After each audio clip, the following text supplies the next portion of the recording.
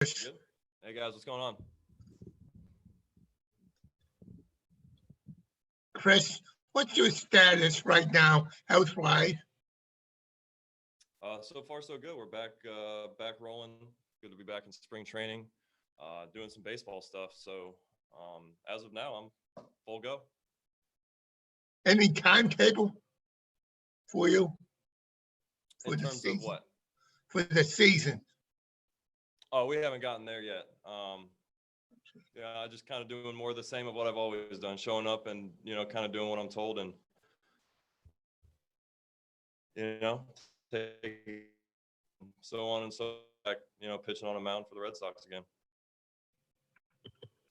Hey, Chris, they had mentioned that you were dealing with a neck thing. I think it was a week or two ago, that it kind of slowed down your throwing a little bit. How is that going? Are you kind of back on your regular schedule now? Yeah, that I wouldn't say threw a wrench, but slowed some things down a little bit.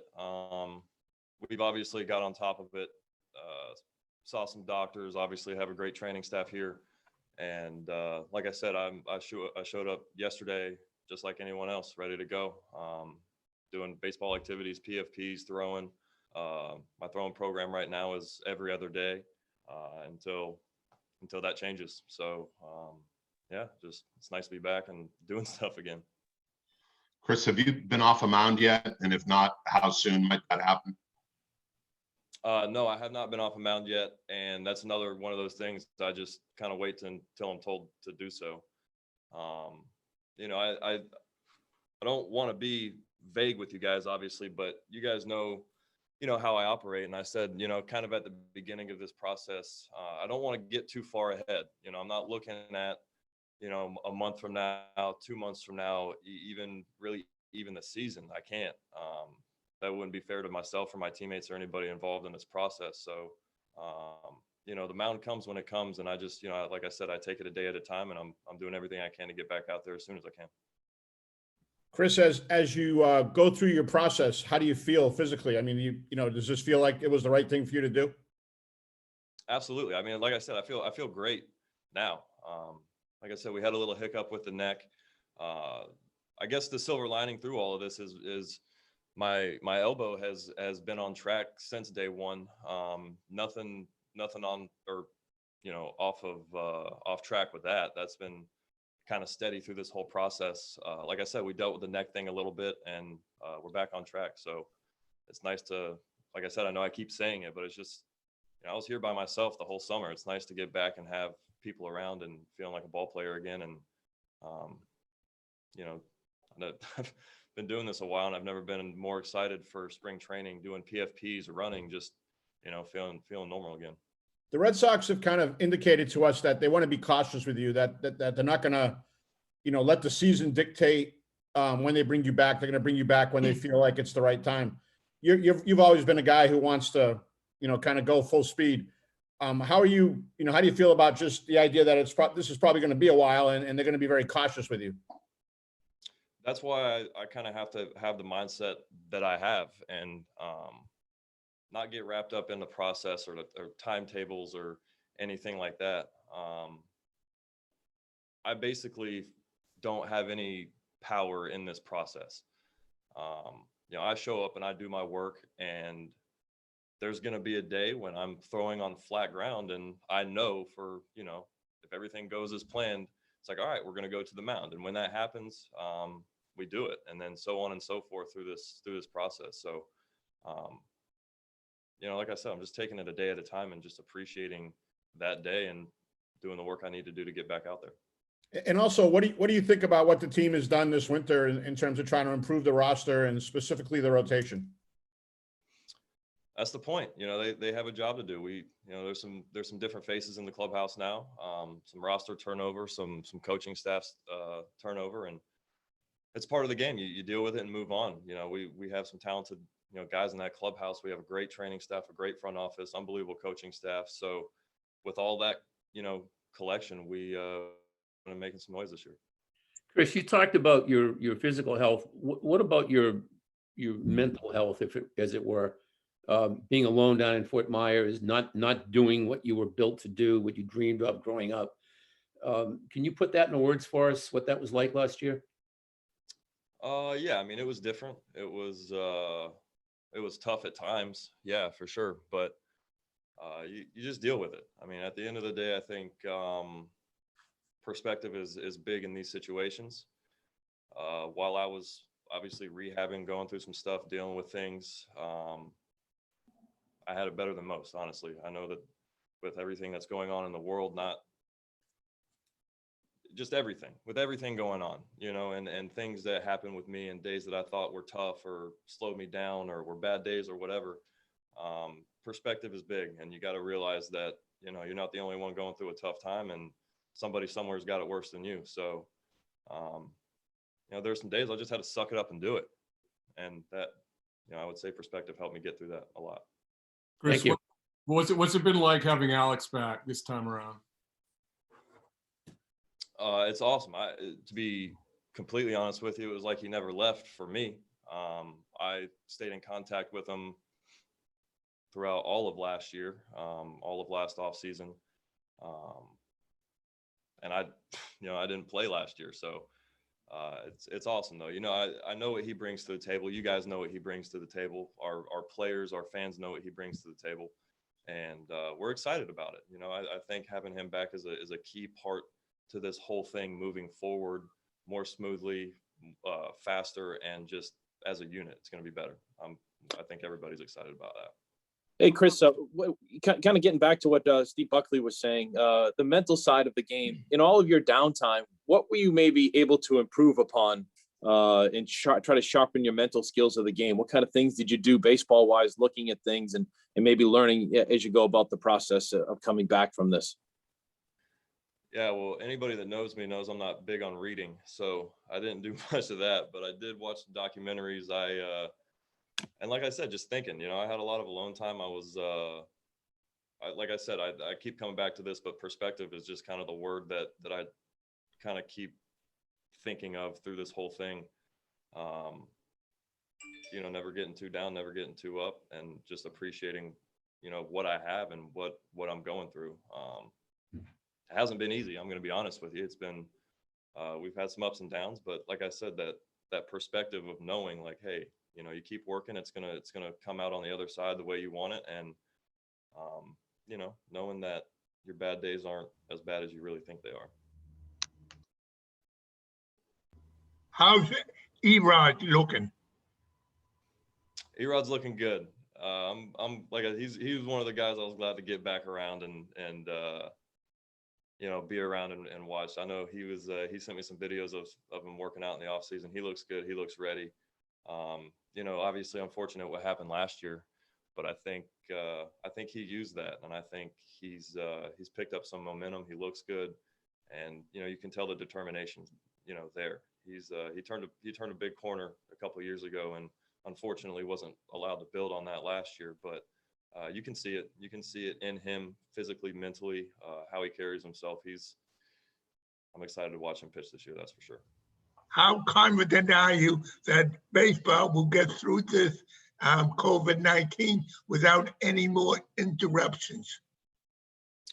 Very confident. I think you saw it last year. I mean, I think that was a small sample size of what needed to happen, and they got through it. Obviously, there was some bumps in the road with some teams, but I'm confident we'll get through it. Hey, Chris, Chris, go ahead, Pete. in a general sense, while the season was going on last year, were you going to JetBlue a couple days a week, or when did you kind of start showing up at the facility last year? I don't even remember. I mean, I was here 5 days a week when I was allowed to be. I had a couple run-ins with COVID that I had to be, quarantined, that took me away. But, I got a rebounder at my house. I got a gym in my garage, so I was able to kind of stay on top of that during those times. And, I got to be honest, the Red Sox were, the training staff here, the strength coaches, everybody that I had, I mean, they were just unbelievably accommodating. I mean, they were bringing stuff to my house. They did everything they could possibly do during all of this to make me feel comfortable and help me through this process. And that helped a lot. That was huge. I mean, without the minor leagues going on, were you like the only player at the complex a lot of the times, or? Yeah. And it was interesting. Yeah, I mean, the last time I talked to you guys, I was showering off with a hose. So they let me take showers again, which was nice. But yeah, I mean, there were days I was, the only one here. They had some mini camp stuff. A couple guys were here every once in a while towards the end of it. But yeah, there were some days I was the only one here, and it was fun. It was lonely at times, but you get through it. Thank you. Did you miss us? Did you miss the media, Chris, on all this downtime? Dearly. I'm sure. I wanted to ask you, at your age and what you've been through, closing out a World Series and grinding through that and everything that goes with your ability to pitch. How much on the other side of this, when all is said and done, when you're throwing and everything's flowing, how much better of a pitcher do you think, because of your experience and what you'll have with that arm, do you think you can be? There's no doubt I'm going to be better because of this process. I know that for sure. This was, to be honest with you, this was like the first real struggle or real hurdle that I've had in my career, like big injury. I've never missed a year. I've missed a month, I've missed a few weeks here and there, but this was kind of the first big thing that ever happened. So, I know on the backside of this, my mentality, my physical, like what I've done physically and the things I've learned about just my body and things I need to prepare myself and mentally just having to be tougher, honestly. Those days are grind sometimes. And like I said, sometimes you just suck it up and get through it. Chris, have you mapped out what will happen when the team breaks at the end of March? Will you be up here at all? Will you stay in extended? How much of that has been planned already? On my end, zero of it. I know maybe they have a plan for me, or they have probably something in line, I would assume. But like I said, man, I showed up today, did my stuff. I'm going to go home, spend time with my family. I'm going to show up tomorrow and do the same thing. That's kind of how I got to live my life right now. It makes me better getting through this process. Chris, did you say you had COVID? Say that again? Did you say you had COVID-19? Yeah, I did. I got it like a few weeks ago, right? I don't even remember, like right in the middle of January. So yeah, I had that, obviously got taken away from that, but did my 2 weeks and got back. Chris, What does it mean to you? Oh, sorry. Go ahead. back in April, after the Tommy John, you'd spoken with us and said that you had wondered if last spring training you had COVID, and that you might get an antibody test or whatever it is. Did you end up getting that, so if you had it last spring training?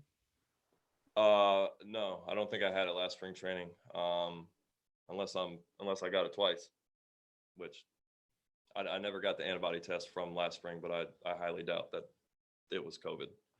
Two totally different scenarios. Chris, what does it mean to you to be put in the Hall of Fame for FGCU right now? Yeah, the promised land. It was awesome. I always appreciate going back there and things like that. That's where I started my life. That's where kind of everything picked up steam for me, and I appreciated it. It was an honor. Chris, Did you have any COVID symptoms, or how did you feel? Say what? Did you have any COVID symptoms when you sound fine now, but how did you feel then? How sick were you? Oh no, I got lucky. I lost my taste and smell for about a week. I had a runny nose for a couple days. I don't know if my fever ever got above 99. Yeah, I had a real mild case. And just one thing also, going back to April, you mentioned that you talked to Nate, who suggested that you should break up your rehab into 2-week chunks and not look too far ahead. As you look back from surgery to now, what are some of those 2-week milestones, I guess, that have stuck out in your mind as key hurdles that you needed to get over? Picking up a baseball, obviously. I mean, it's hard to do it because it's, I'm almost a full year back. So to backtrack 2 weeks at a time, but you know, it's you getting the cast off and then getting the stitches out and then, you know, starting the rehab and then, you know, little things in the rehab and then you get to pick up a ball and then you start doing pushing and pulling and getting to move your arm around and then throwing and so on and so forth. And just appreciating those moments when they come and, just working as hard as I can to make them come faster. Chris, I know you weren't here with the team last year physically there pitching with them, but watching what happened and, being part of the team in 19 that, I think you guys felt pretty disappointed in your performance that year. What do you think the personality of this team needs to be to get you guys back on track towards, where you were in 18? Just being tough again, on and off the field, mentally and physically. I think that, we have a young team. Our pitching staff has gone through a, kind of a transformation and just, kind of keeping the same philosophies of going out there and pitching with conviction and, having some heart. And like I said, we got very talented guys. I mean, I was just out there right before I came in here watching bullpens, and we got the guys, we got the arsenal. So it's just about putting it together and doing it collectively as a group. Chris, can you talk a little more about that, like getting to know some of these new guys? You're not out there throwing with them necessarily, but you're obviously a veteran who can be a voice that they can turn to. It's very early in the process, but talk a little about being able to pass on some of what you know to guys who are new to the organization or maybe younger guys like a Tanner Houck. Yeah, for sure. I mean, I said it to AC, this is my fifth season here and I feel like the new guy.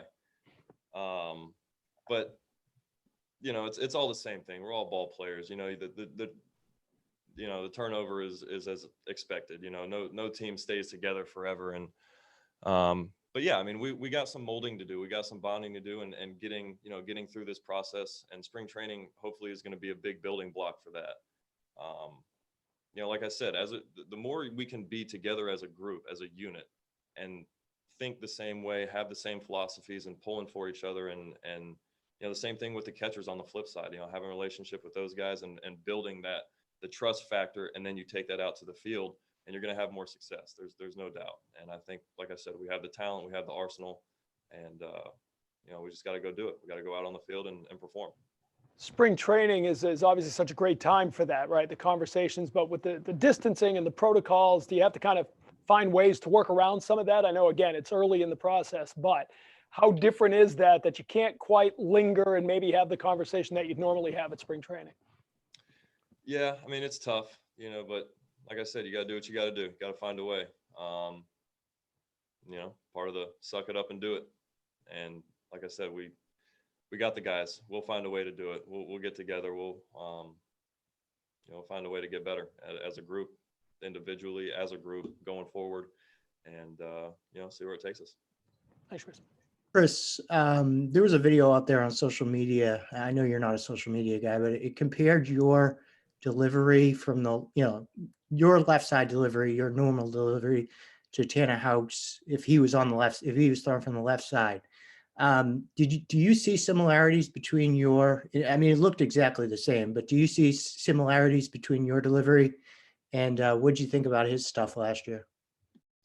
Yeah, I mean, he showed up and did the damn thing.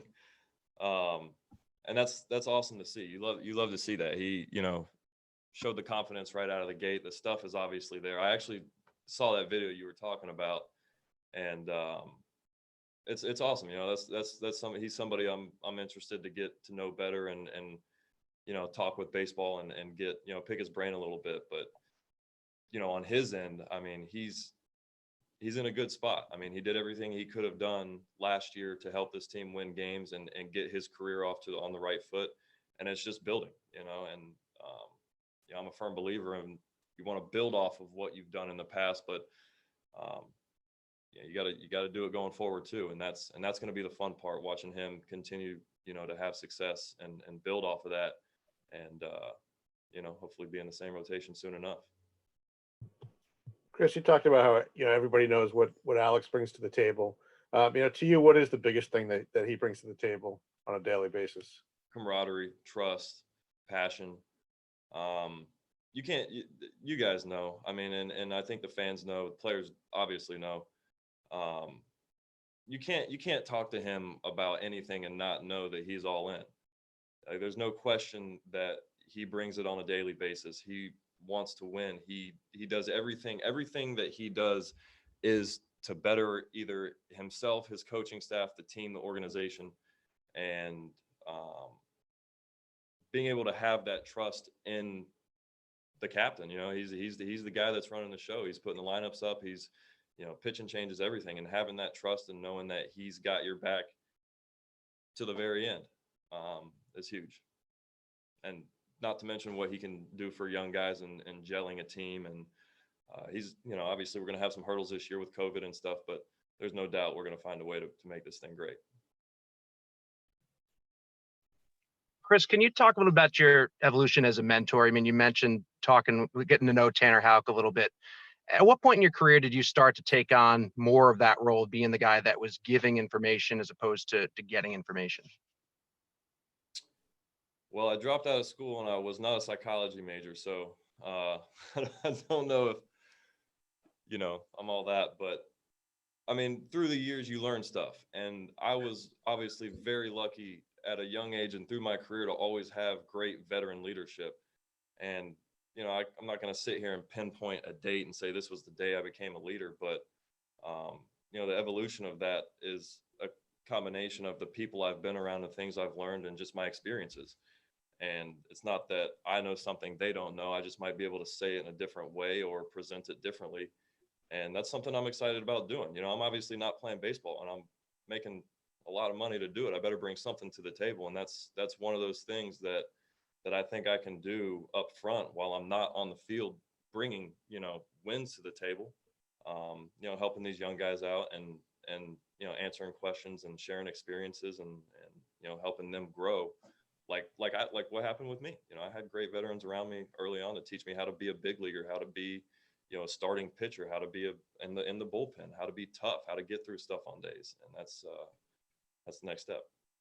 And also your expectations for the group, and do you think it'll be difficult to be patient if, you see how you could affect the team in a positive way during the course of the season?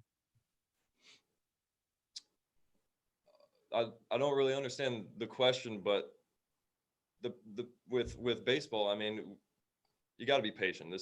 You're going to fail, you're going to succeed, and then you got to handle it. You got to do what you got to do. But there's no doubt, like I said, we've had some turnover. We got some young guys, but the talent is there. It's just about going out on the field and doing it, on the field when the lights are flicked on. And that's what we're here to practice. That's what we're here to get ready for. And like I said, I'm confident that we're going to be able to do this and make some noise. Chris, kind of off the beaten path here, but for part of what I'm writing, at what point in your life did you say I'm a pitcher? 5, 6, 7 years old? When did that get in your head? If you ask Mike Campbell, my high school coach, he'd tell you I still think I'm a hitter. I don't know. I would tell kids to be a hitter until someone tells them not to be. It helps you be a better athlete. Play multiple sports, do different things. Play center field, be a pitcher, be a third baseman. Play, basketball, play soccer, run around, do other things.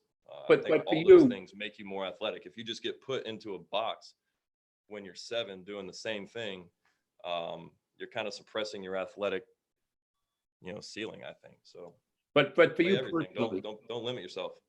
But for you personally, when did you hold a baseball and say, "Oh, this is what I do best"? College. Okay. Thank you. Yeah, just a couple more. Unless we're good there. Okay. All right. Thanks, everybody. Thank you, guys.